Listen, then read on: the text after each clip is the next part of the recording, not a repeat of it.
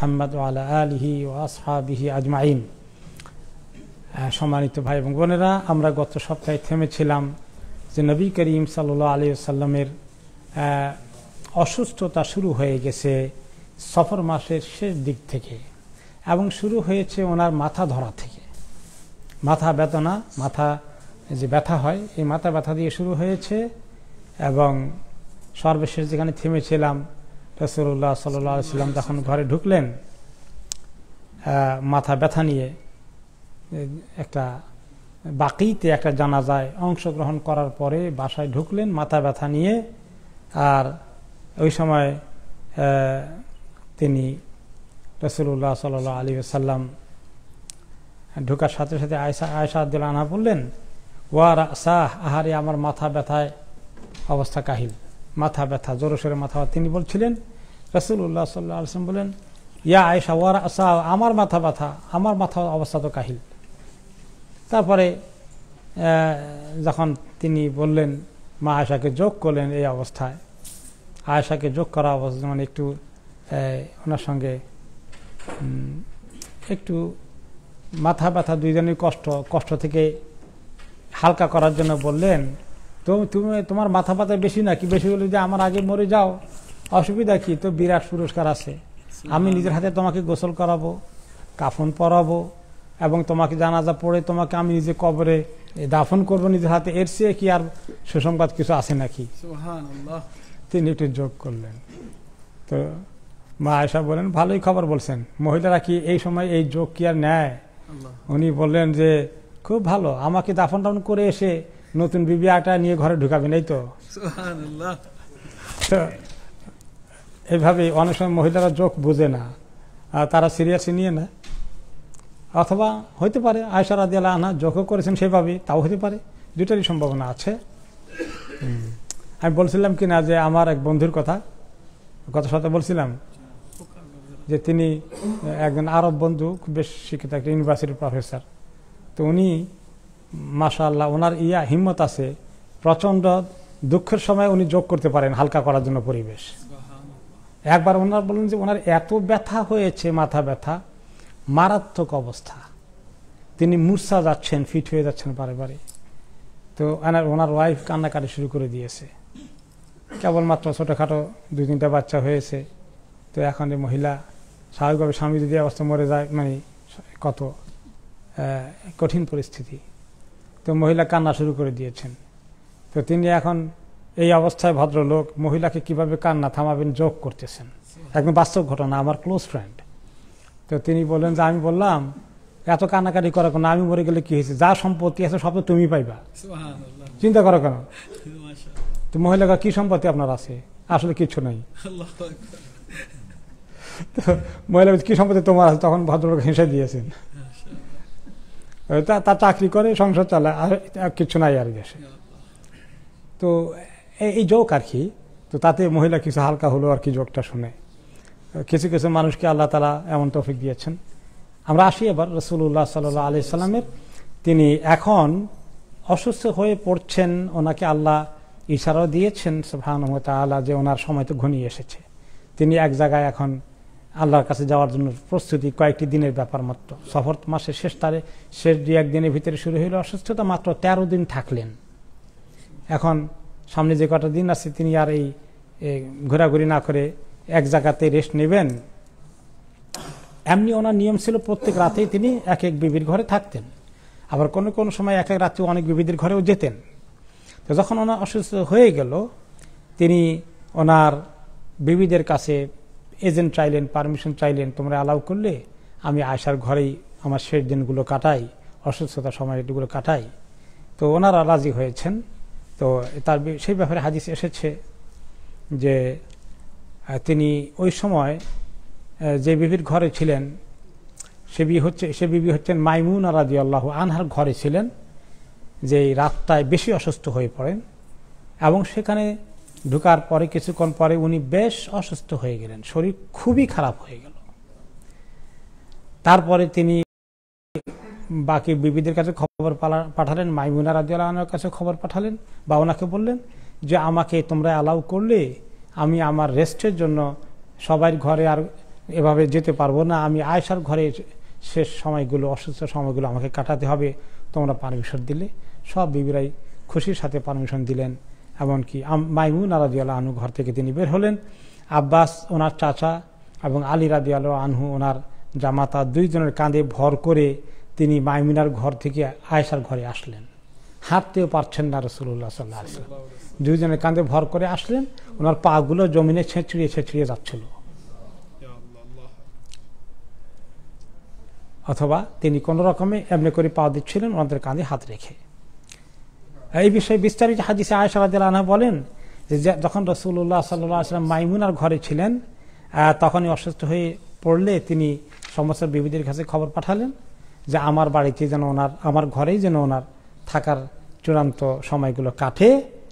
তারপরে সবাই পারমিশন দিলে তিনি আব্বাস এবং ওনার চাচা আরেকজন লোকের কাঁধে ভর দিয়ে আসলেন। তিনি বললেন আরেকজন লোক বলে পরে বললেন হুয়া আলী ইবনে আবি তালেব। আসলে একটা লোক হচ্ছে আলী ইবনে আবি তালেব।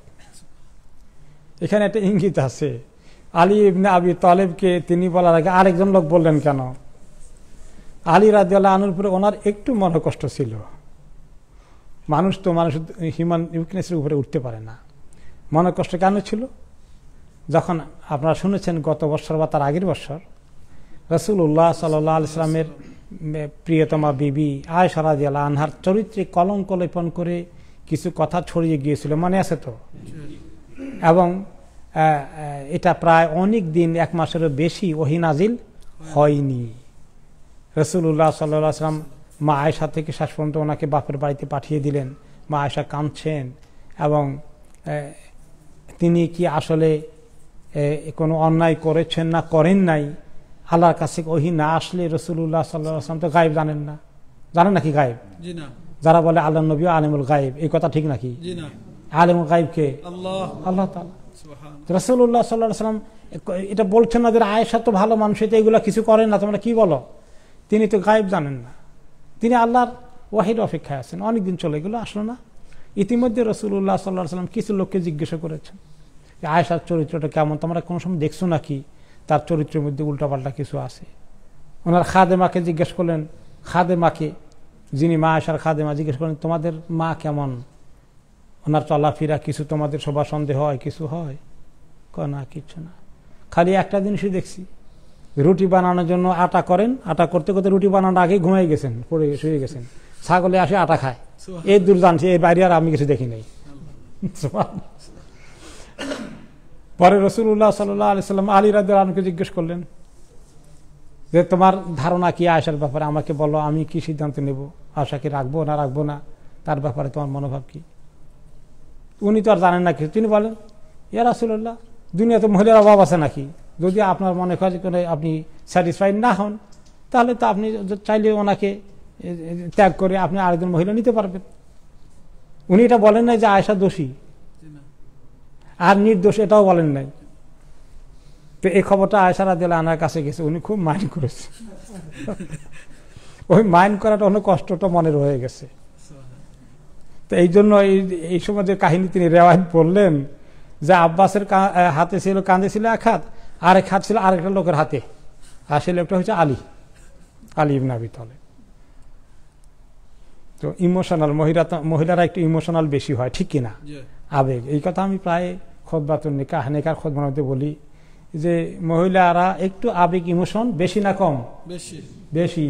পুরুষ আর মহিলা এই তর্ক বিতর্ক স্বামী স্ত্রীর মধ্যে মাঝে মধ্যে কিছু হয়, এখন হইলে মহিলাদের আবেগ ইমোশন চট করে পিকে উঠে যায়, একেবারে মারাত্মক পর্যায়ে চলে যায়। এখন পুরুষ যদি সেই লেভেলে শুরু করে দেয় তাহলে তো অবস্থা খুব খারাপ হয়ে যাবে। আল্লাহ তাআলা পুরুষদেরকে বেশি করে সবর দান করুন। আমিন। ক্লিয়ার হয়েছে? সবাই মানিয়ে রাখতে হবে যে পুরুষদের সঙ্গে তালে তালে এক সমানে যাওয়া যাবে না, মহিলাদের সাথে পুরুষদেরকে সবর বেশি করতে হবে। আল্লাহ তাআলা সবরের তৌফিক পুরুষদেরকে বেশি দিয়েছেন।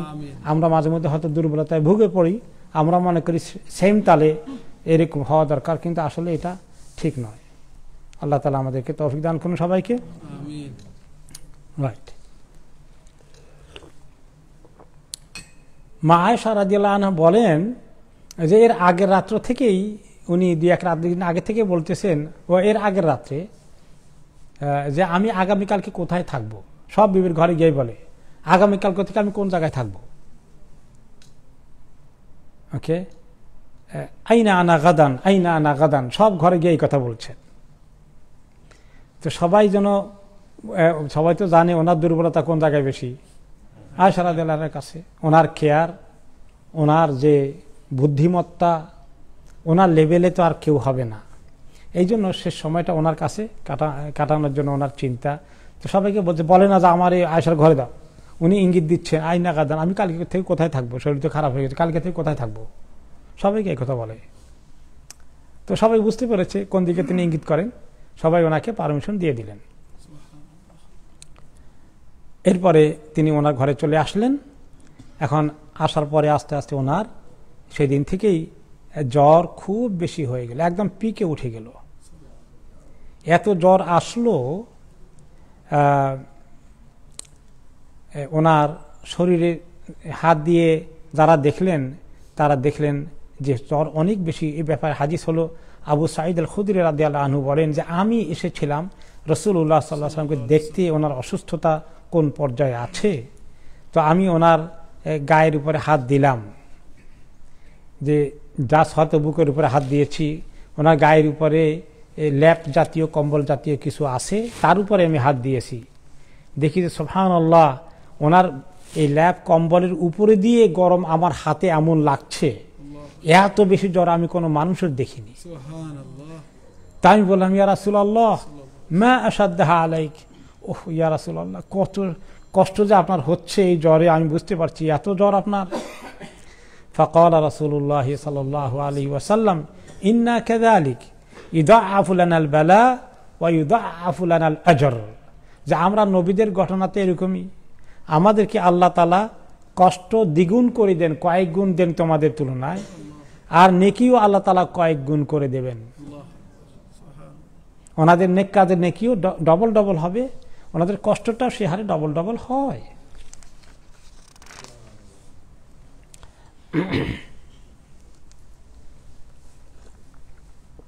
সাহাবী আব্দুল্লাহ ইবনে মাসউদ রাদিয়াল্লাহু আনহু তিনিও বলেন, দাখালতু আলা রাসূলিল্লাহি সাল্লাল্লাহু আলাইহি ওয়াসাল্লাম হুয়া ইউআদ, আমি আসলাম ওনাকে দেখতে যে উনি প্রচন্ড অসুস্থতার মধ্যে আছেন। ফামাসাস্তু বিয়াদি, আমি ওনাকে আমার হাত দিয়ে স্পর্শ করলাম, দেখি ইয়া রাসূলুল্লাহ, বললাম এত অসুস্থতা, এত কষ্ট আপনার। ইয়া রাসূলুল্লাহ ইন্নাকা লাতুআকু ওয়াকান শাদীদান, মনে হচ্ছে আপনার অনেক কষ্ট হচ্ছে, জ্বর অনেক বেড়ে গেছে, অসুস্থতা অনেক বেশি। তিনি বললেন, আজাল ইনি উআকু কামা ইউআকু রাজুলানি মিনকুম, আমার অসুস্থতা যখন হয় কষ্ট, তোমাদের দুইজনের কষ্টের সমান আমার একলা হয়, দ্বিগুণ কষ্ট হয় তোমাদের তুলনায়।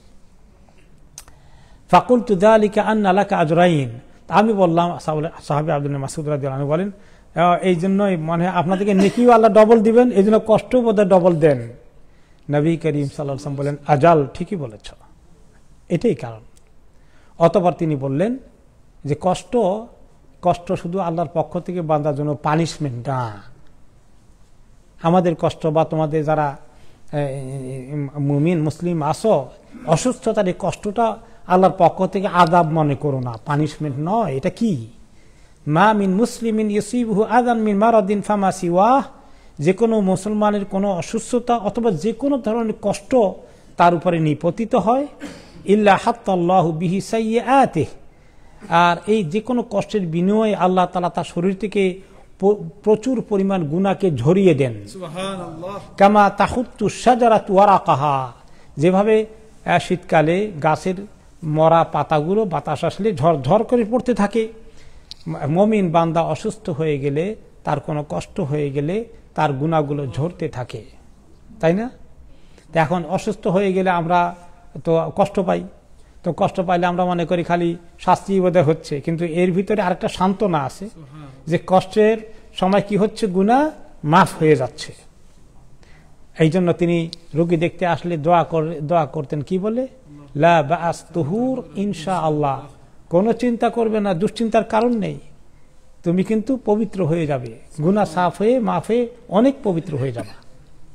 তো এই জিনিস তিনি আবার স্মরণ করিয়ে দিলেন যে মনে করো না নবীদেরকে আল্লাহ শাস্তি দিচ্ছেন, অথবা তোমাদের মুমিনদের কষ্ট হয়ে গেলে এটা আল্লাহর পক্ষ থেকে শাস্তি নয়, এটা তোমাদের জন্য কষ্টের মধ্যে বিশাল পুরস্কার নিহিত রয়েছে।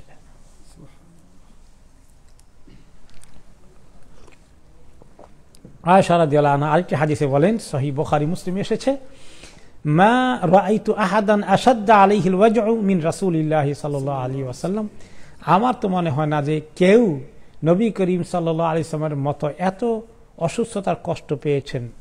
আমার বিশ্বাস হয় না, আমার মনে হয় না, কারণ ওই যে ডবল হওয়ার কারণে। এই সময় আয়েশা রাদিয়াল্লাহু আনহা ওনার পাশে থেকে ওনাকে রুকিয়া করতেন, কোরআন হাদিস থেকে দোয়া মানে সূরা পড়ে ওনাকে ফু দিতেন। এটার নাম হলো রুকিয়া করা। কোরআন পড়ে সূরা কেরাত পড়ে আয়াতুল কুরসি, 3 কুল এবং আরো আয়াত, এমনকি সূরা আল বাকারা আয়াতুল রুকিয়ার লিস্ট আছে, শেফার জন্য যে দোয়াগুলো পড়তে হয় এইগুলোকে রুকিয়ার আয়াত বলে, তাই না? তো মা আয়েশা তাকরাউ বিল মুআউযিযাত, তিনি পড়তেন, রুকিয়া করতেন এই মুআউযিযাত মানে দুই মুআউযিযাতাইন, তো দুইটা, ফালাক এবং নাস। যখন মুআউযিযাত বলে তখন কুল হুয়াল্লাহু আহাদ অ্যাড হয়ে যায়, আরো কিছু অ্যাড হতে পারে, যে তিনি এইগুলো সূরাগুলো পড়তেন। ওয়া তানফুসু আলা রাসূলিল্লাহি সাল্লাল্লাহু আলাইহি ওয়াসাল্লাম বিহিন, এবং নবী করিম সাল্লাল্লাহু আলাইহি ওয়াসাল্লামের উপরে ফু দিতেন। তাহলে কোরআন পড়ে ফু দেওয়া যায়, কিছু হালাল ফু আছে, তাই না? এগুলো হালাল ফু। আর কিছু আছে যে অন্যরকম ফু পড়ে, কিছু মন্ত্রতন্ত্র কিছু শিখছে বিভিন্ন জায়গা থেকে, এগুলো পড়ে ফু দেয়, সেগুলো হারাম ফু। ওকে, তো এই হালাল ফু দিচ্ছেন তিনি। নবী করিম সাল্লাল্লাহু আলাইহি ওয়াসাল্লাম এত বড় ব্যক্তিত্ব, ওনাকে আরেকজনের কোরআন পড়ে ফু দেওয়া লাগে, সুবহানাল্লাহ। তো এটা তো উনি তো মানুষও তো আবার, তাই না? মানুষের অসুস্থতা হয় যেটা হয়, ওনারও অসুস্থতা হয়। মানুষের সুখ দুঃখ থাকে, ওনারও সুখ দুঃখ আছে। যদি ওনার শান অনেক বেশি আল্লাহ তাআলার কাছে, কিন্তু দুনিয়াবী দিক থেকে এগুলো তিনি অন্য মানুষের মতোই কিছু কিছু ওনাকে ফেস করতে হচ্ছে এবং আমল করতে হয়। তো তিনি নবী করিম সাল্লাল্লাহু আলাইহি ওয়াসাল্লামকে ফু দিতেন, আর ফু দিয়ে নবী করিম সাল্লাল্লাহু আলাইহি ওয়াসাল্লামের হাতগুলো দিয়ে মুছে দিতেন। এভাবে মুছে দিতেন ওনার হাত দিয়ে। নবী করিম সাল্লাল্লাহু আলাইহি ওয়াসাল্লাম হাতকে নিজের হাতে ধরে মা আয়েশা এমনি করে মুছে দিতেন। আপনি যখন নিজের জন্য পড়বেন অসুস্থ হয়ে গেলে, সূরা ফাতিহা, আয়াতুল কুরসি, 3 কুল কমপক্ষে এগুলো পড়ে ফু দিয়ে এরকম করবেন আপনি নিজের অসুস্থতার সময়। এখন রাসূলুল্লাহ সাল্লাল্লাহু আলাইহি ওয়াসাল্লাম এত দুর্বল, হাত উঠাতে পারছেন না, নিজে পড়তে পারছেন না, কষ্ট হচ্ছে, মা আয়েশা পড়ে ফু দিচ্ছেন, আর নবী করিম সাল্লাল্লাহু আলাইহি ওয়াসাল্লাম হাতগুলো উঠিয়ে তিনি ওনার কপাল থেকে হাতকে ওনার হাত দিয়ে ওনাকে মুছে দিচ্ছেন এভাবে।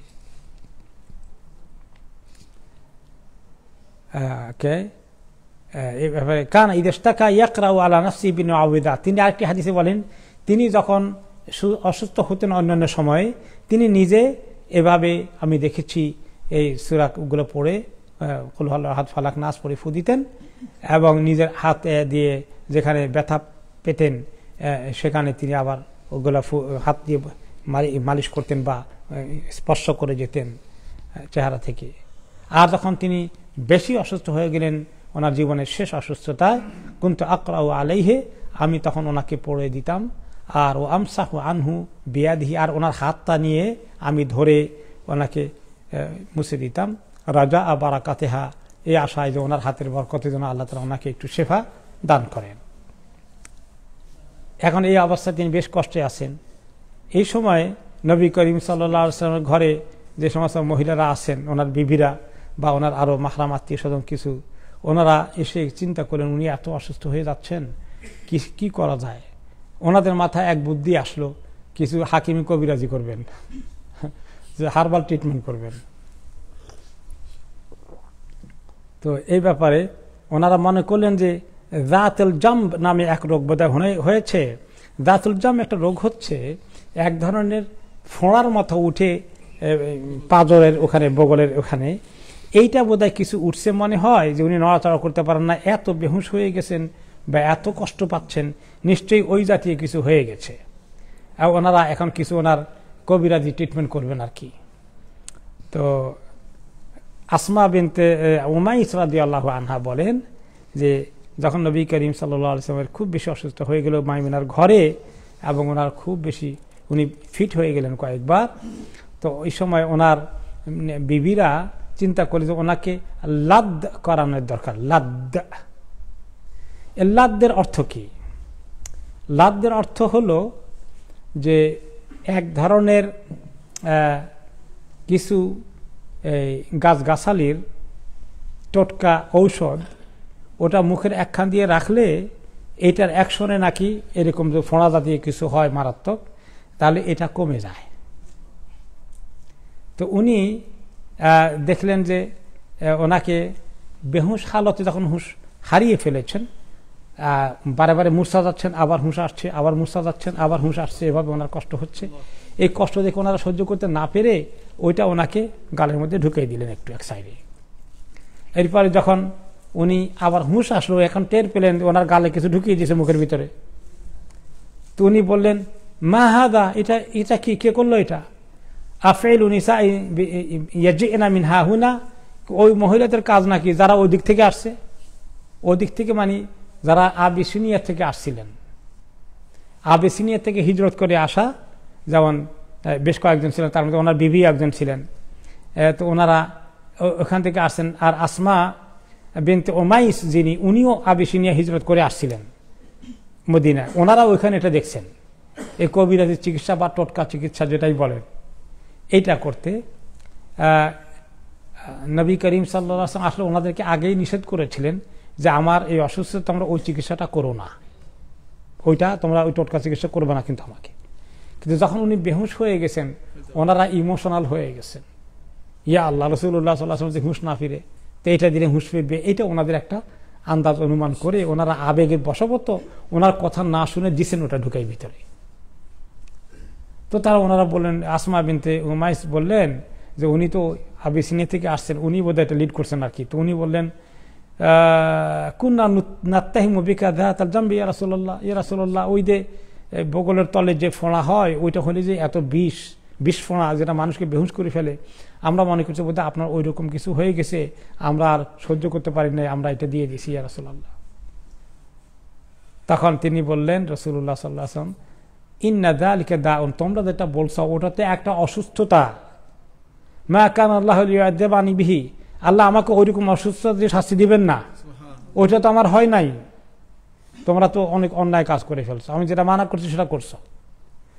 লা ইয়াবকিয়ান্না ফিল বাইতি আহাদুন ইল্লা লুদ্দা, এখন তারা এই ঘরে এই কামের মধ্যে যারা ছিল সবার এখন এই লুদ্দের কাজ করতে হবে, সবার মুখে এটা ঢুকাইতে হবে শাস্তি। ওকে, ইল্লা আম্মু রাসূলিল্লাহ, তবে নবী করিম সাল্লাল্লাহু আলাইহি ওয়াসাল্লামের যে চাচা, উনি না, উনি বাড়িতে ছিলেন কিন্তু উনি এর ভিতরে ছিলেন না, এই কাজের মধ্যে ছিলেন না। قالت فلقد التدت মাইমুনাতু ইয়াউমাইদিন ওয়া ইনহা লা সাইমাতুন লিআজিমাতি রাসূলিল্লাহ সাল্লাল্লাহু আলাইহি ওয়াসাল্লাম, এমনকি সেদিন মাইমুনা রাদিয়াল্লাহু আনহা যার ঘরে এই কাজ হয়েছে, উনি নিজে রোজা রাখছিলেন, কিন্তু তারপরে নবী করিম সাল্লাল্লাহু আলাইহি ওয়াসাল্লাম যেহেতু বলছেন সবাইকে করতেই হবে, তখন তিনি গালে এটা ঢুকাইছেন। এটা একটু কষ্টকর, এর মধ্যে বিরক্তিকর, এটা বিস্বাদ তিতা মার্কা জিনিস, তো এইটা শাস্তি সবাইকে নিতে হয়েছে। এখন ওটা নিয়ে আলোচনা করেছে পরবর্তী পর্যায়ে ওলামাগণ যে এটা তিনি করালেন কেন। এই যে উনি যে নিষেধ করেছিলেন, ওনার নিষেধের যে অমান্য করেছেন, এতে করে ওনাদের গুনাহ হয়ে যাওয়ার সম্ভাবনা আছে। হয়তো রাসূলুল্লাহ সাল্লাল্লাহু আলাইহি ওয়াসাল্লাম, আল্লাহু আলাম, যে হয়তো রাসূলুল্লাহ সাল্লাল্লাহু আলাইহি ওয়াসাল্লাম এটা করিয়ে ওনাদেরকে আল্লাহর কাছে দায়ী না হওয়ার থেকে বাঁচাই দিবেন, এটা হতে পারে। কারণ যে তারা ওনার কথা নাফরমানি করেছেন, মহব্বতের সাথে হলেও তো ওনার কথা মানা হয়নি, এই কারণে হওয়ার সম্ভাবনা রয়েছে, আল্লাহু আলাম। এরপরে নবী করিম সাল্লাল্লাহু আলাইহি ওয়াসাল্লাম ওসমান রাদিয়াল্লাহু আনহুকে ডেকে আনলেন কিছু খাস ওসিয়ত করার জন্য। এই বিষয়টি আয়েশা রাদিয়াল্লাহু তাআলা আনহা রিওয়ায়াত করেন। এই সমস্ত রিওয়ায়াতগুলো বেশি আসছে কার কাছ থেকে? আয়েশা রাদিয়াল্লাহু আনহার কাছ থেকে, মেজরিটি রিওয়ায়াত। তিনি বলেন যে নবী করিম সাল্লাল্লাহু আলাইহি ওয়াসাল্লাম খবর পাঠালেন, ওসমান ইবনে আফফান রাদিয়াল্লাহু আনহুকে ডেকে পাঠালেন। তিনি আসলেন এবং তিনি ওনাকে একান্তভাবে সবাইকে বের করে দিলেন, ওনার সঙ্গে পার্সোনালি কথা বললেন, 1 to 1। এবং তিনি যখন ওনাকে খুব আস্তে প্রাইভেট কিছু কথা বললেন, আমরা দেখলাম লক্ষ্য করে দূর থেকে যে ওসমান রাদিয়াল্লাহু আনহুর চেহারাটা রং অন্যরকম হয়ে গেল, অর্থাৎ তিনি নবী করিম সাল্লাল্লাহু আলাইহি ওয়াসাল্লাম বিদায় নিয়ে যাচ্ছেন এটা টের পেয়েছেন। এতে ওনার ভিতরে কষ্টটা ফুটে উঠেছে চেহারায়। তো আয়েশা রাদিয়াল্লাহু আনহা বলেন, ফাকানা মিন আখিরি কালামিন কাল্লামাহু, এটাই ছিল রাসূলুল্লাহ সাল্লাল্লাহু আলাইহি ওয়াসাল্লামের সাথে ওসমান রাদিয়াল্লাহু আনহুর শেষ কথা। আর ওনার পরে আর কথা বলার সুযোগ হয়নি ওসমান রাদিয়াল্লাহু আনহুর সঙ্গে। আনতারাবা মান কিবাহু, কিভাবে তিনি বলেছিলেন, তিনি ওনার স্কন্ধে এরকম করে হাত দিয়ে আঘাত করলেন আস্তে করে ওসমান রাদিয়াল্লাহু আনহুর কাঁধে, আর বললেন, কাঁধে হাত রেখে বললেন, ইন্নাল্লাহ আযজা ওয়া জাল আসা আন ইউলবিসাকা কামিসান, আল্লাহ তাআলা আশা করছি তোমাকে একটা পোশাক পরিয়ে দেবেন। ফাইন আরাদাকাল মুনাফিকুনা আলা খালইহি ফালা তাখলাহু হাত্তা তালকানি, যদি মুনাফিক প্রকৃতির লোকগুলো তোমাকে এই পোশাক খুলতে বলে, খবরদার এই পোশাক তুমি খুলবে না। যদি এইভাবে তোমাকে তোমার মৌত হয়ে যায়, তুমি আমার সঙ্গে মেলার জন্য মৌতের দিকেও চলে যেতে হয়, তারপরে তুমি এই পোশাক খুলবে না। আবার বললেন, ইয়া উসমান ইন্নাল্লাহ আসা আন ইউলবিসাকা কামিসান, উসমান হয়তো আশা আছে, সম্ভাবনা আছে আল্লাহ তোমাকে একটি পোশাক পরিয়ে দেবেন। ফাইন আরাদাকাল মুনাফিকুনা আলা খালইহি, মুনাফিকগণ এই পোশাক তোমার থেকে খুলে ফেলতে চাইলে, ছিনিয়ে নিতে চাইলে, ফালা তাখলাহু হাত্তা তালকানি, তুমি এই পোশাক থেকে তুমি বের হইও না, পোশাক খুলে ফেলো না, যতক্ষণ যদি প্রয়োজন বোধে এই পোশাক পরা অবস্থা আমার সঙ্গে দেখা হওয়ার জন্য তোমাকে আল্লাহ মৌত করে দেন, তুমি মরতে হলে মরবে, কিন্তু এই পোশাক তুমি খুলতে পারবে না। 3 বার বললেন। এই পোশাকটা কি ছিল, মেজরিটি পরে আসতেছি। আয়েশা রাদিয়াল্লাহু আনহা একটি হাদিসে বলেন, সালতু আবু বকর আল আদওয়ী রাদিয়াল্লাহু আনহু, তিনি আসলেন যে আমি আয়েশা রাদিয়াল্লাহু আনহাকে জিজ্ঞেস করলাম, হাল আহিদা রাসূলুল্লাহ সাল্লাল্লাহু আলাইহি ওয়া সাল্লাম ইলা আহাদি মিন আসহাবিহি ক্বাবলা মাউতিহি, নবী করিম সাল্লাল্লাহু আলাইহি সাল্লাম ইন্তেকালের আগে কারো কাছে কি কোনো কিছুর ওয়াদা করে গেছেন বা মানে দায়িত্ব দিয়ে গেছেন কিনা, যে ওনার ইন্তেকাল হয়ে গেলে খলিফা কে হবে, এরকম কোন দায়িত্ব তিনি দিয়ে গেছেন কিনা, কোন ওসিয়ত করে গেলে কিনা, আমার কিছু ঘটে গেলে অমুক খলিফা হবে, এরকম কিছু বলে গেছেন? আপনার কিছু জানা আছে, আমাদেরকে একটু বলবেন। ফাকালাত মাআযাল্লাহি গায়রা আন্নী সাউহাদিসুক, তিনি আউযু বিল্লাহ, না এরকম কিছু তিনি বলেন নাই যে আমার পরে অমুক খলিফার দায়িত্ব পাবে, খেলাফতের দায়িত্ব পাবে, এরকম কিছু আমাকে বলেননি বা কাউকে বলেননি, আমি শুনেছি।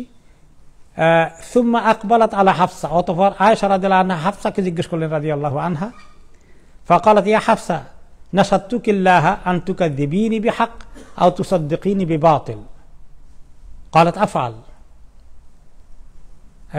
আয়েশা বললেন হাফসা রাদিয়াল্লাহু আনহাকে যে আমি যদি কোনো হক নিয়ে হক কথাকে বলি যে মিথ্যা, তাহলে তুমি সেটা ক্লিয়ার করে দিবা, আর আমি যদি কোনো সত্য কথা বলি আর সেটাকে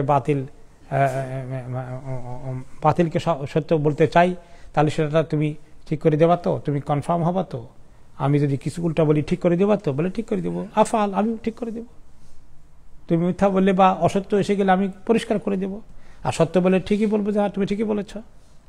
ফাকালাত আয়েশা রাদিয়াল্লাহু আনহা তখন বললেন, হাল তা'লামিনা আন্না রাসূলুল্লাহ সাল্লাল্লাহু আলাইহি ওয়াসাল্লাম উগমি আলাইহি, মনে আছে যে নবী করিম সাল্লাল্লাহু আলাইহি ওয়াসাল্লাম বেহুশ হয়ে গিয়েছিলেন ইন্তেকালের আগে কয়েকবার।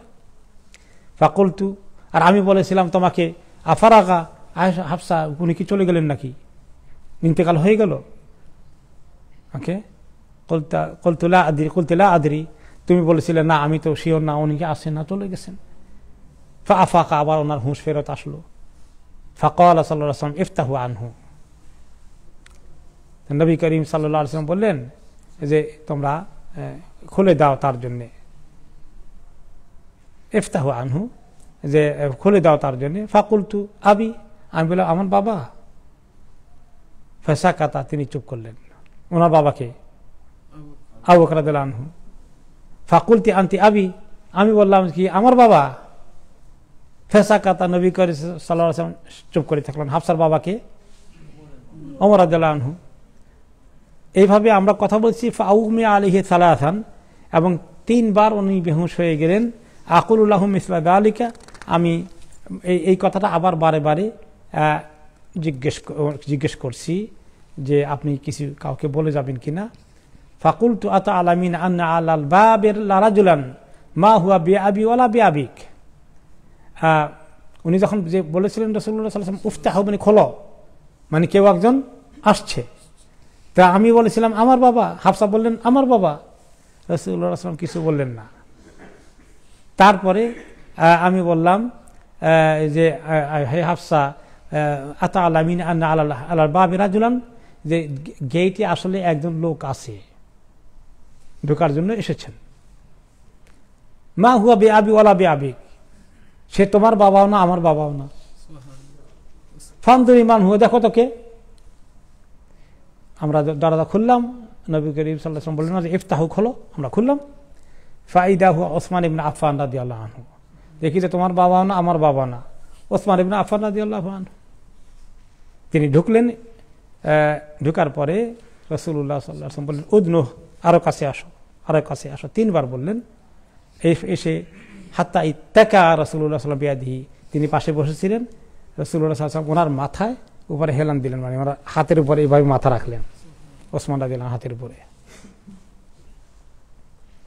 ফাজাআলাহা মিন ওয়ারাই ওয়ানকিহি, তিনি পেছন দিক থেকে হাত দিয়ে নবী করিম সাল্লাল্লাহু আলাইহি ওয়াসাল্লামকে ধরলেন। সুম্মা সাররাহু, অতঃপর তাকে খুব গোপনে কানে কানে কিছু বললেন।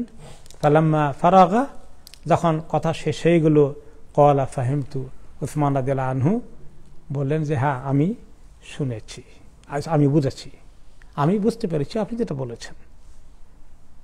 ক্বালা সামি'তু উযুনায়া ওয়া ওয়া'a কলবি হাত্তা ফা'আলা যালিকা 3 মাররাত সুম্মা কুবিদা রাসূলুল্লাহ সাল্লাল্লাহু আলাইহি ওয়াসাল্লাম। অতঃপর ওনার ইন্তেকাল হয়ে গেছিল পরবর্তী পর্যায়ে, সেটা পরে আরো বিস্তারিত আসবে। যে এই পর্যন্ত এই ওসমান রাদিয়াল্লাহু আনহুকে খাস কথা বলা ছাড়া আর কোন সাহাবীর ব্যাপারে তিনি কোনো খাস কথা বলে যাননি, বলেন নাই যে ওনার পরে কাউকে খলিফা বানানো হবে, দায়িত্ব কি হবে, এভাবে পরিষ্কারভাবে তিনি কিছু বলেননি। তো যারা যে লোকে জিজ্ঞাসা করেছিল তার জানার ইচ্ছা ছিল যে কাউকে উনি খলিফা হওয়ার জন্য এরকম কিছু বলে দিয়েছেন কিনা। কিন্তু এখানে ওসমান রাদিয়াল্লাহু আনহুর সঙ্গে তিনি যেটা বলেছিলেন যে পোশাক তোমাকে আল্লাহ পোশাক পরিয়ে দিবেন, সেটা তুমি খুলবে না, মুনাফিকরা তোমার থেকে খুলতে চাইলেও তুমি খুলবে না, মৃত্যু পর্যন্ত সেটা ধরে রাখবে।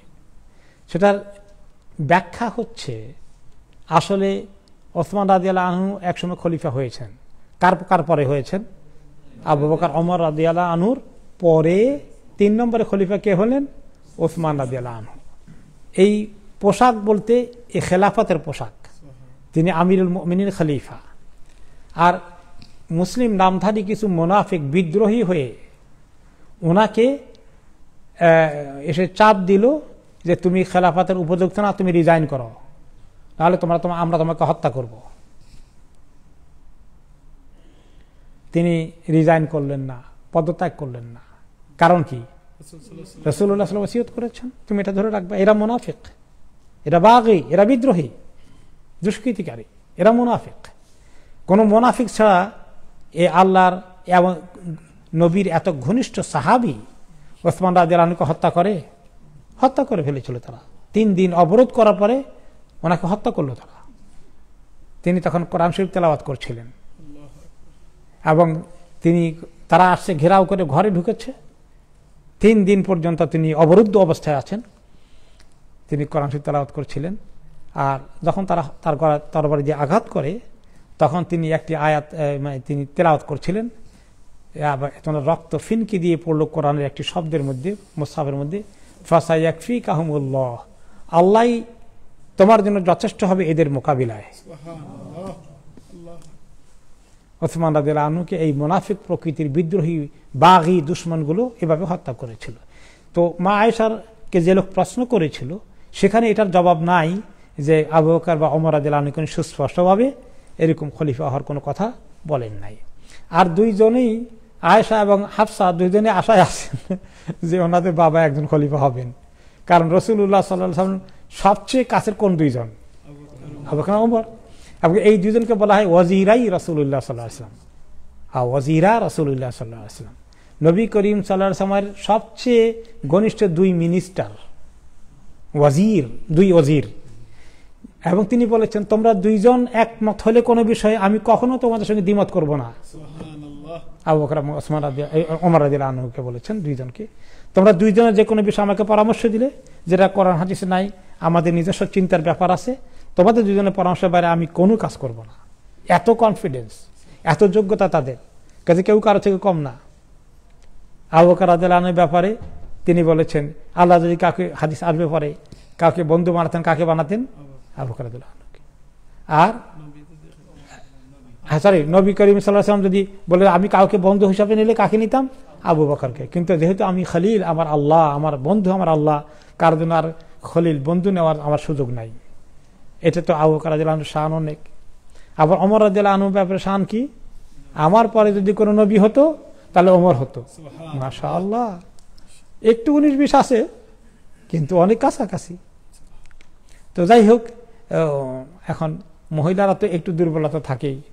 আয়েশা রাদিয়াল্লাহু আনহা খুশি হবেন ওনার বাবা খলিফা হলে, আর হাফসা রাদিয়াল্লাহু আনহা খুশি হবেন ওনার বাবা খলিফা হলে। কিন্তু এত নয় যে ওনারা যুদ্ধ করবেন, ঝগড়া করবেন, খুব কম্পিটিশন করবেন, মনে মনে একটু আশা আর কি। যাই হোক, এভাবে সময় গেল। তারপরে আসলো ওনার মৃত্যুর আগে সর্বশেষ খুতবা, ভাষণ, এবং যেটা ছিল ওনার শেষ ভাষণ উম্মতের জন্য। এরপরে আর কোনো ভাষণ দেওয়ার সুযোগ হয়নি।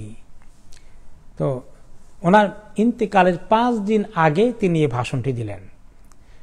ওই সময় ওনার ব্যথা, মৃত্যু বা রোগের যাতনা, কষ্ট খুব পিকে উঠেছে। এত বেশি হচ্ছে, বারে বারে উনি মূর্ছা যাচ্ছেন, ফিট হয়ে যাচ্ছেন, কলাপস করছেন, আবার হুঁশ আসছে। তো কিছুক্ষণ পরে হুঁশ আসার পরে তিনি বললেন, এক কাজ করো তোমরা, আমার তো কিছু জরুরি কথা বলতে হবে, দেখি শরীরটাকে আল্লাহ একটু আমার লাইন করেন কিনা। তোমরা এই 7টি পাত্রে করে তোমরা পানি আনো, বিভিন্ন জায়গা থেকে 7টা কুয়া থেকে 7 বালতি পানি আনো, এবং ফ্রেশ পানি। এই পানির মধ্যে আর কেউ হাত দিবে না, পানি থেকে কেউ কিছু নেবে না।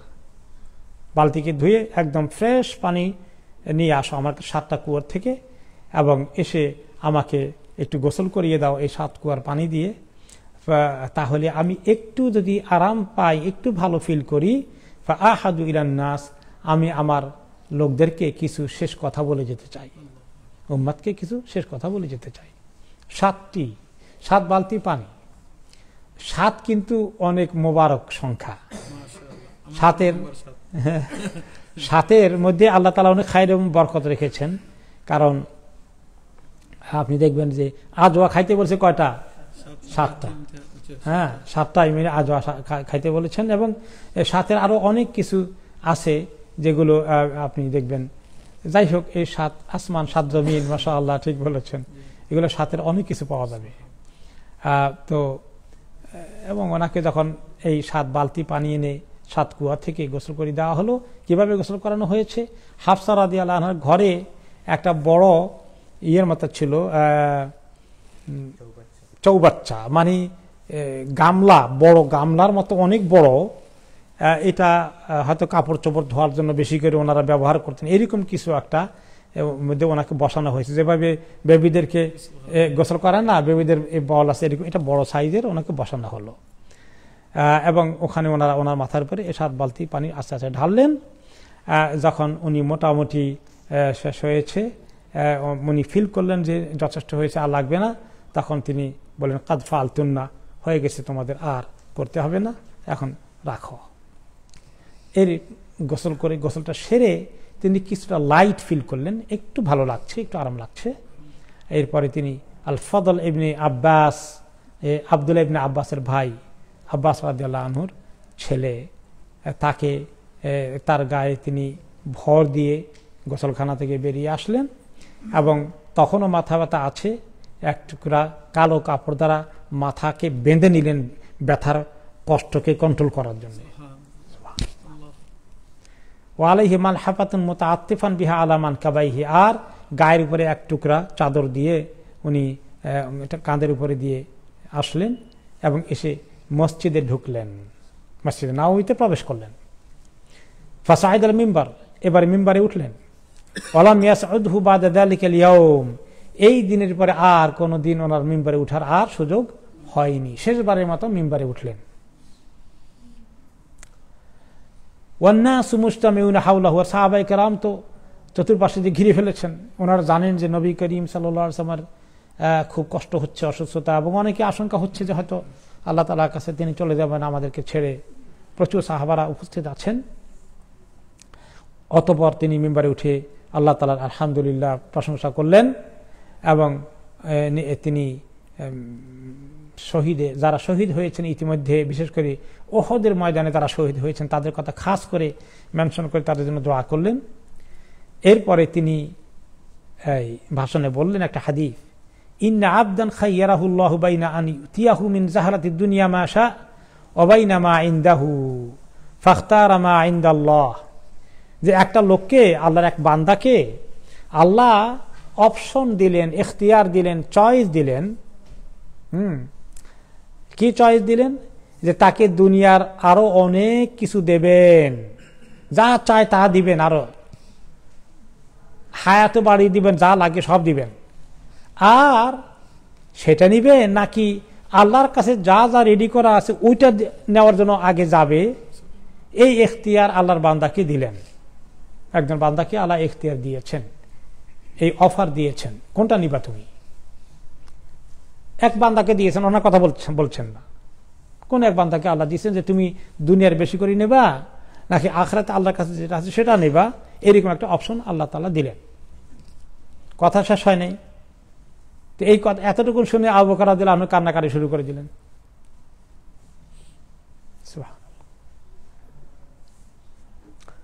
وقال فديناك بآبائنا وأمهاتنا ইয়া রাসূলুল্লাহ, আমাদের পিতামাতা আপনার খেদমতে জান কোরবান করে দিক। তিনি এই মন্তব্যটা করলেন। ফাআজিবা সাহাবাতু রাদিয়াল্লাহু আনহুম, সাহাবারা বলে আবু বকর কি কয় এটা? উনি করলেন কোন এক বান্দার কথা, তাকে আল্লাহ দুনিয়া অনেক কিছু দেবেন নাকি আখিরাতটা নেবে, এই চয়েস দিয়েছে। তো এখানে উনি আল্লাহ নবীর কি কথা আছে সে কেন বলে যে ওনার কথা মনে করে সে কেন বললো যে আমার আব্বা আপনার খেদমতে উৎসর্গকৃত হোক? এটা বলে কেন? মা ইউবকি হাদা শাইখ, শাইখ কান্নাকাটি করে কেন? কি হয়েছে? কেন সে কান্দে? এখানেও কান্নার কিছু দেখি না আমরা। ইয়াকুনিল্লাহু খায়রা আবদান বাইনাদ দুনিয়া ওয়া বাইনা মা ইনদাহু ফাখতারা মা ইনদাল্লাহ। যে আল্লাহর বান্দা কোন এক বান্দাকে আল্লাহ দুনিয়া থেকে আখিরাতে বেশি দেন তো ভালো কথা, এখানে কান্নার কি আছে? ওনারা বুঝতে পারছেন না ঘটনা কি। আবু সাঈদ আল খুদরি রাদিয়াল্লাহু আনহু, যে যিনি হাদিসটি বয়ান করেছেন, তিনি বলেন ফাকানা রাসূলুল্লাহ সাল্লাল্লাহু আলাইহি ওয়াসাল্লাম হুয়াল আবদ। আবু বকর ঠিকই বলেছেন, ওই বান্দাকে রাসূলুল্লাহ সাল্লাল্লাহু আলাইহি ওয়াসাল্লাম ওনাকে অপশন দিয়েছেন। ওয়া কানা আবু বকরিন আ'লামানা, পরে বুঝতে পারলাম আবু বকর আমাদের মধ্যে সবচেয়ে জ্ঞানী, তার জ্ঞানের লেভেলে আমরা কেউ বুঝতে পারিনি। তা কারণ নবীদের ইন্তিকালের সময় আল্লাহ তাআলা কাছে পক্ষ থেকে মালাকুল মউত আসেন, তাই না? এসে কি বলেন, ইয়া রাসূলুল্লাহ, আল্লাহ তাআলা আপনার জন্য যে সময় বরাদ্দ করেছিলেন সেটার সময় তো ঘনিয়ে এসেছে, আপনার যাওয়ার সময় হয়ে গেল। যে কোনো নবীকে এভাবে আসতে হয়, এটা আদব নবীদের সাথে মালাকুল মউতের, মৃত্যু ফেরেশতার, যে আপনি কি এখন যাবেন সময় অনুযায়ী নাকি আল্লাহ তাআলার কাছে আপনি সময় চাইবেন বাড়িয়ে দেওয়ার জন্য, এই অফার দিতে হয়। এইটা হলে খেয়ার, অপশন, চয়েস দিয়েছে আল্লাহ তাআলা নবীকে। তো সেই লোকটি আল্লাহর কাছে আখিরাতটাই চেয়েছে। তার মানে নবী করিম সাল্লাল্লাহু আলাইহি ওয়াসাল্লাম বলছেন যে না, আমার সময় বাড়ানোর দরকার নাই, আমি আমার আল্লাহর কাছে যে কত নিয়ামত আছে সেখানে চলে যাব। অতঃপর আবু বকর রাদিয়াল্লাহু আনহু কান্না দেখে তাকে সান্ত্বনা দিচ্ছেন রাসূলুল্লাহ সাল্লাল্লাহু আলাইহি ওয়াসাল্লাম। বুঝতে পেরেছেন যে আবু বকর তো বুঝেছে। ইয়া আবু বকর লা তাবকি, আবু বকর কান্নাকাটি করো না, কান্নাকাটি করো না। ইন্না আমান্না নাস আলাইয়া ফি সাহবাতি ওয়া মালহি আবু বকর, আমার প্রতি নিজের জান মাল দিয়ে যে সবচেয়ে বড় ইহসান করেছে সে তো তুমি আবু বকর। তুমি কেন কাঁদছ? তোমার তো কোনো ক্ষতির কারণ নেই, তোমার জন্য তো বিশাল পাওনা আল্লাহর কাছে নিশ্চিত হয়ে আছে। ওয়ালাউ কুনতু মুত্তাখিদান খালিলান মিন উম্মতি লাত্তাখাযতু আবু বকর, আমি যদি আমার উম্মতের জন্য, আমার উম্মত থেকে কাউকে আমি যদি সঙ্গী বন্ধু হিসাবে নিতাম তাহলে সে তো হতো আবু বকর। ওয়ালাকিন উখুওয়াতুল ইসলাম ওয়া মাওয়াদ্দাতুহু, কিন্তু আমাদের সম্পর্ক হচ্ছে ইসলামের ভ্রাতৃত্ব এবং ইসলামের জন্য মায়া, মমতা এবং ভালোবাসা। যদিও শ্বশুর জামাইয়ের সম্পর্ক, কিন্তু সেটা চেয়ে বড় সম্পর্ক কোনটা? ইসলামের সম্পর্ক, দ্বীনের সম্পর্ক, দ্বীনি ভাই আবু বকর রাদিয়াল্লাহু আনহু, দ্বীনি ভ্রাতৃত্ব এবং ইসলামের কারণে এই যে ভালোবাসা, মায়া, মমতা। শ্বশুরকে মহব্বত করি, সম্মান করি আমরা সবাই, কিন্তু জামাইকেও মহব্বত করি, কিন্তু রাসূলুল্লাহ সাল্লাল্লাহু আলাইহি ওয়াসাল্লামকে আবু বকর কেন মহব্বত করেন? তিনি আল্লাহর রাসূল, এটার জন্যই বেশি তার মহব্বত, সবচেয়ে বড় এটাই সম্পর্ক। তারপরে তিনি আরেকটি কথা বলেন এই ভাষণের মধ্যে, লা ইয়াবকায়ান্না ফিল মাসজিদে বাবুন ইল্লা সুদ্দা ইল্লা বাবু আবি বকর। মসজিদের চতুর্পাশে সাহাবীদের ঘর আছে, সুবিধার জন্য। তখনকার মসজিদ তো আর এরকম পাকাপোক্ত ছিল না, খেজুর পাকার মসজিদ, তো সবাই সাহাবীরা যার যেদিকে বাড়ি সেদিকেই মসজিদের মানে দরজার মতো করে রাখছেন, যাতে ঘুরে না আসতে হয়, এখান দিয়ে ঢুকেন, ওখান দিয়ে ঢুকেন, এই পাশ থেকে ঢুকেন, ওপাশ দিয়ে ঢুকেন, যার যেদিকে সুবিধা প্রত্যেকে এরকম করে গেটের মতো বানিয়ে রাখছেন। তিনি বললেন যে সব গেট বন্ধ করে দিতে হবে, যাতে যাতে ঘরের দিকে গেট আছে, কোনো ঘরের দিকে আর মসজিদের গেট এখন থেকে খোলা থাকবে না, মেইন গেট দিয়ে সবাই ঢুকবে, তবে একটা গেট খোলা থাকবে, ইল্লা বাবা আবু বকর।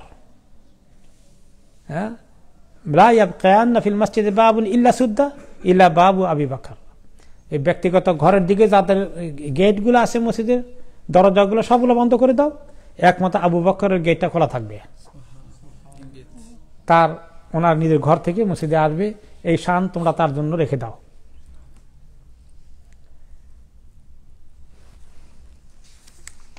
এই অতঃপর এই ভাষণের মধ্যে তিনি আরো কিছু ওসিয়ত করলেন। উপস্থিত যা সাহাবারা ছিলেন এই মসজিদে নববীর এই সমাবেশের ওনার বিদায়ী ভাষণের মধ্যে তিনি সবাইকে লক্ষ্য করে বললেন, হে এই সমস্ত জনতা, পরবর্তী পর্যায়ে যারা আসবে, যারা আজকে উপস্থিত নেই, সবাইকে লক্ষ্য করে বললেন, উসিকুম বিল আনসার, আমি তোমাদেরকে আনসারীদের ব্যাপারে খাস ওসিয়ত করে যাই। তাদের কদর, তাদের সম্মান, তাদেরকে কষ্ট না দেওয়া, খবরদার আনসারীদেরকে তোমরা সব সময় আলাদা করে সম্মান দেখাবে। ফাইনহুম কুরসি ওয়া আইবাতি, তারা হচ্ছে আমি যেখানে তাদের ভিতরে, তাদের আমানতের মধ্যে আসি। কারণ ওনারা মক্কা থেকে ওনাকে নিয়ে এসে যে আশ্রয় দিয়েছেন, আমি তাদের আশ্রয়ে লালিত পালিত, আমি তাদের আশ্রয়ে দ্বারা বেষ্টিত হয়ে আছি। তারা আমাকে এই সুযোগ দিয়েছে, মদিনায় এসে আমার পিছনে তারা সমস্ত কিছুকে উৎসর্গ করে দিয়েছে। তোমরা তাদেরকে সব সময় সম্মান করবে। ওয়াইবাতি, এবং তারা হচ্ছে আমার নির্ভর করা, তারা আমার, যাদের উপর আমি নির্ভর করে এই মদিনায় ইসলামের সবকিছু আল্লাহ তাআলা এখান থেকে শুরু করার, ছড়িয়ে দেওয়ার সুযোগ দিয়েছেন। তারা যদি এই হেল্প না করতে, জায়গা না দিত, তাহলে ইসলামের এই অবস্থা হতো না আজকে, তা তোমরা দেখতে পাচ্ছ। কাজে খবরদার, খবরদার, তাদের অবদানকে তোমরা সবসময় শ্রদ্ধার সাথে স্মরণ করবে। ওয়াকাদ কাদাউল্লাযী আলাইহিম, তাদের যে দায়িত্ব ছিল আল্লাহর পক্ষ থেকে আল্লাহ নবীকে দ্বীনের জন্য সবকিছু রেডি করে দেওয়া, সমস্ত রিস্ক নেওয়া, গোটা আরব দেশের লোকদেরকে দুশমন বানানোর পর্যন্ত তারা রিস্ক নিয়েছে, তাদের চূড়ান্ত দায়িত্ব তারা পালন করেছে। ওয়াবাকিয়াল্লাযী লাহুম, কিন্তু তাদের যে পাওনা সেটা রয়ে গেছে, আল্লাহর কাছে তারা যে বিশাল পাওনা পাবে সেটা রয়ে গেছে। কাজে আমি ওসিয়ত করি, ফাকবালু মিন মুহসিনিহিম ওয়া তাজাওয়াজু আন মুসিইহিম, তাদের যারা ভালো কিছু তোমাদের সঙ্গে যদি ভালো ব্যবহার করে, তাদের ভালো ব্যবহারকে তোমরা অন্তর দিয়ে সম্মানের সাথে কবুল করো। ওয়া তাজাওয়াজু আন মুসিইহিম, কেউ যদি তোমাদের কখনো কষ্টও দেয়, কোনো আনসারি, দেওয়ার কথা না, যদি দেয় তাহলে তোমরা সেটাকে ইগনোর করো, ক্ষমার দৃষ্টিতে দেখো, তাদেরকে নিয়ে এটার জন্য বিচার আচারে বসাইও না, মাফ করে দিও।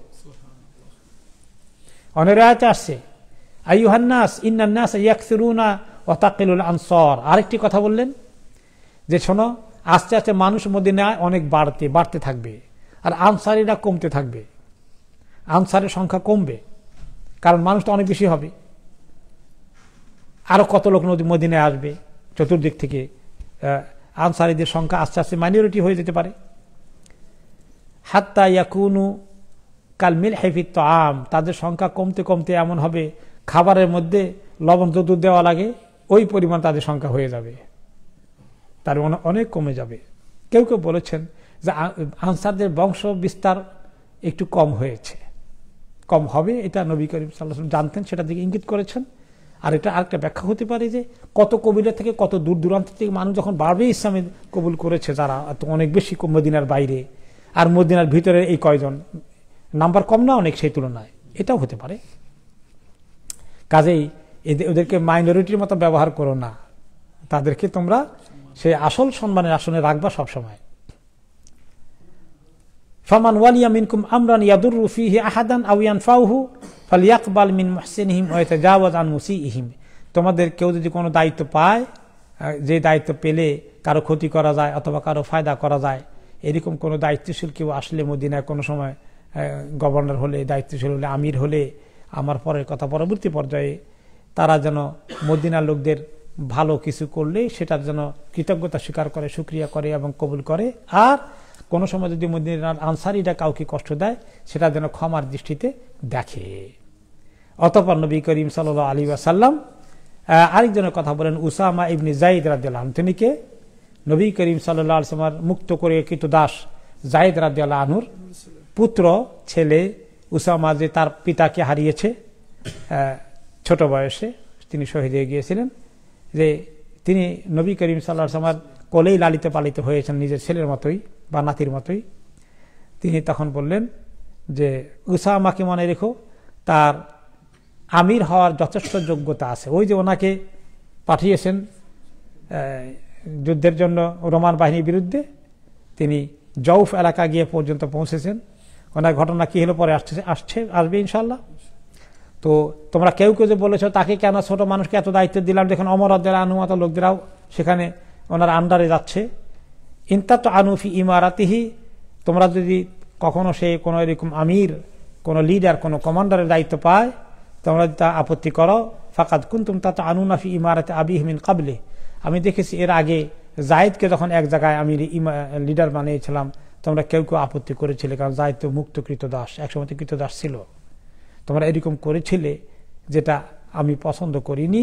ওয়া আইমুল্লাহ ইন কানা লা খালিকানিল ইমারা, আল্লাহর কসম সে অবশ্যই আমির হওয়ার উপযুক্ত।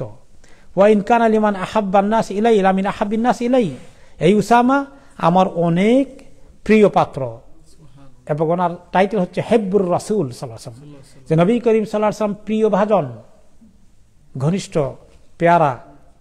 ওয়াইন হাযা লামিন আহাব্বিন নাস ইলাইয়া বাদাহু, ওই যায়েদের পরে উসামা আমার অনেক প্রিয়, আমার কলিজার টুকরা উসামা, খবরদার তার ব্যাপারে তোমরা কোনো বিরূপ মন্তব্য কখনো করো না। এইভাবে করে ওনার এই খুতবা, ওনার এই ভাষণ শেষ হয়ে গেল। পরবর্তী পর্যায়ে আসলো যে তিনি চিন্তা করলেন কিছু ওসিয়ত লিখবেন, কিন্তু ওসিয়তটা শেষ পর্যন্ত লেখা হয়নি কিভাবে, সেটা থেকে আমরা আগামী সপ্তাহে শুনবো ইনশাআল্লাহ। বিল্লাহি তৌফিক, জাযাকুমুল্লাহু খাইরান, সুবহানাকাল্লাহুম্মা ওয়া বিহামদিকা, আশহাদু আল্লা ইলাহা ইল্লা আনতা, আস্তাগফিরুকা ওয়া আতুবু ইলাইক। ওয়া সাল্লাল্লাহু তাআলা আলা খাইরি খালকিহি সাইয়্যিদিনা মুহাম্মদ ওয়া আলা আলিহি ওয়া সাহবিহি আজমাইন। এই কয়েকটা সেশন আর শেষ করে কেউ মিস করবেন না, বাকি 3-4টা সেশন ইনশাআল্লাহ অবশ্যই থাকবে। বারাকাল্লাহু ফিকুম, আসসালামু আলাইকুম ওয়া রাহমাতুল্লাহি ওয়া বারাকাতুহু। ফোন করছিলেন আমার যাইবার আগে, তার আমার অপারেশন আছে, একটু দোয়া করবা। আল্লাহ শেষে বানা আল্লাহ